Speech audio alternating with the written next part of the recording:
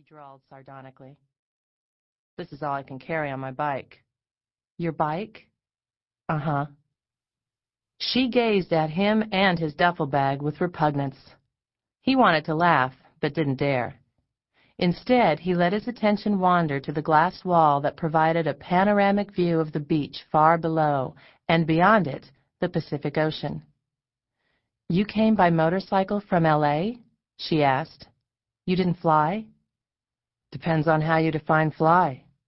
The California Highway Patrol might have called it flying.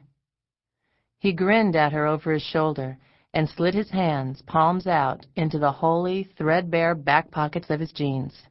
They had seen better days, better years. Terrific view. Thank you. The view was one of the reasons Charlie and I bought the house. Pivoting on the heels of boots which no self-respecting cowboy, not even one down on his luck, would have been caught dead in, he faced her again. Charlie? You didn't call him Demon? Hardly. Why not?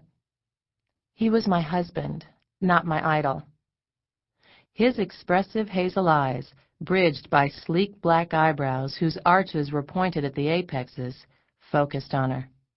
Most people thought that Rylan North's incisive stare was a trick of camera angles and expert lighting, possibly a device the actor used to convey his vast range of emotions. But it was a natural, unaffected characteristic, one eyebrow a fraction of an inch higher than the other, thick, short black lashes, unmoving brown speckled hazel irises. Rylan didn't deliberately subject her to that unsettling stare. He was only trying to gauge if there was a hidden meaning behind Mrs. Rumm's words. Perhaps there wasn't, but perhaps there was. He was there to find out. He watched her nervously wet her lips and decided that the odds were in favor of his intuition being right on target. If you'll get your bag, she said in a breathy voice, I'll show you to your room. I like this room. He wasn't ready to be shuttled off into the back room like a disobedient child. He wanted to look at her some more.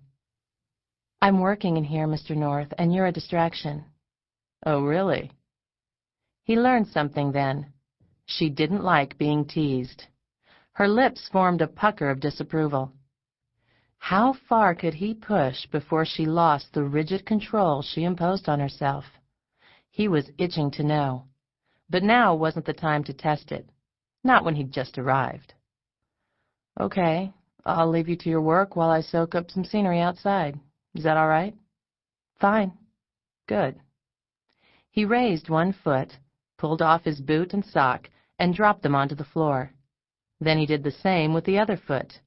He took hold of the hem of his black T-shirt and peeled it over his head, ignoring her gasp of outraged surprise. His shirt joined the heap of foot apparel on the floor. Go back to work. I'll see you later. He casually tossed over his bare shoulder as he slid open the panel of glass and stepped through it. He walked around the swimming pool toward the steps that led down the rocky cliff to the beach, wondering if she was watching. He would have bet his next Oscar nomination that she was. He was tempted to turn around and find out, but didn't. He had an image to uphold, that of being an I-don't-give-a-damn bastard where women were concerned. And I-don't-give-a-damn bastards didn't react to women no matter how attractive they were. He'd almost broken that unwritten law last week when Kirsten Rumm entered her lawyer's office and they met for the first time. The appointment had been arranged at his, Rylan's, request. He had known the moment Mrs. Rumm came in, shoulders back, chin high, carriage militant, that she considered the meeting an imposition. Only her eyes had indicated any vulnerability. They had been wary. Her tailored linen business suit had made him ashamed of his appearance. He had been up late the night before, reading the movie script and jotting dialogue revisions in the margins. That morning he had overslept and hadn't taken the time to shave. He had dressed in the first clothes his hands had touched when he reached into the closet, a pair of slacks and a raw silk sport coat. Beneath the jacket, his partially unbuttoned shirt was wrinkled. Thank God the rumpled look was in. He had been suffering a pounding headache from lack of sleep and had kept on his super dark sunglasses because his eyes were red-rimmed and bloodshot.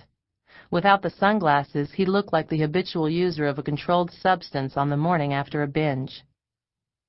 She wasn't late. He and his agent had arrived early, the limo having made uncanny good time on the freeway. While waiting for her, the lawyer and his agent had fallen into boring conversation. He had assumed his characteristic slouch in one of the deep leather chairs and dozed until the fourth interested party arrived. As it turned out, he had ended up being the interested party. Kirsten Rumm had carried into that austere, overly air-conditioned office the scent of flowers. Not the kind one could buy bottled in German-lead crystal atomizers from the chic boutiques on Rodeo Drive. The kind of flowers Mrs. Rumm reminded Rylan of were freshly picked straight out of a grandmother's garden after a soft rain. If he had been wearing socks, the sight of her would have knocked them off. He didn't notice the crunching sound of his agent's arthritic knees when he stood up for an introduction, nor did he pay any attention to her lawyer's effusive greeting. For him, the only sound in the room was the delicious rustling whisper of one silk-encased thigh moving against the other as she crossed the carpeted floor. "Mrs. Kirsten Rumm, Rylan North," Mel, her lawyer, said, introducing them. It was public knowledge that Rylan North had the manners of a goat. The last thing he'd showed any respect for was the Pledge of Allegiance. He treated one and all with unpardonable rudeness. But upon being introduced to Kirsten Rumm, he rolled out of his chair to his feet and shook her hand just for the chance to touch her. The bones in her hand were as fragile as they looked. He wanted to press both of her hands between his and assure her that everything would be all right. Why he immediately felt she needed that assurance, though, he couldn't have said. "Mrs. Rumm? Mr. North?" Her voice was like the rest of her, small, soft, and sexy. Like a tangible thing, it touched his lips. He wanted to taste it. It touched his sex. He wanted to make love to it. He was semi-hard before he even sat back down. She took the straight-back chair Mel held for her. When she crossed her legs, Rylan caught a fleeting glimpse of her slip, cream-colored silk, trimmed in lace the color of cocoa. He was glad he had kept on his sunglasses so that he could stare, without anybody knowing, at the deliciously forbidden spot where one shapely knee was bent over the other. She had beautiful calves and slender ankles. The top half of her suit was wraparound? Was that the fashion term? Anyway, it folded across her breasts. When she leaned forward slightly, the material gapped enough for him to see the bra that matched the slip, the curve of a breast, and lustrous skin that was tanned but didn't have that baked, leathery look of so many women who worship the Southern California sun. Her strand of pearls dipped into her bodice and lay in the shallow valley between her breasts. He became entranced by the rolling movement of those pearls across her tan line. She looked as helpless as an ice cream cone in a steam bath, but she wasn't. "Why am I here?" she asked bluntly, coming straight to the point after only a few banal pleasantries had been exchanged. "I asked to see you," Rylan replied. She seemed reluctant to look at him, which was odd. He was accustomed to women staring at him with awestruck speechlessness. "I know that, but why, Mr. North?" "I want to come live with you." For several moments she only stared at him blankly. Finally she looked at her lawyer and demanded, "What is this all about, Mel?" "Exactly what Mr. North said. He wants to move into the house with you for a while."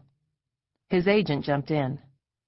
"Rylan feels that it's essential for him to occupy the same rooms that Demon Rumm did, that he absorb Mr. Rumm's private lifestyle, experience it on a daily basis." She looked everywhere but at Rylan. He was tempted to remove his sunglasses since she found looking at him so disconcerting. "Essential to what?" she asked after a brief silence.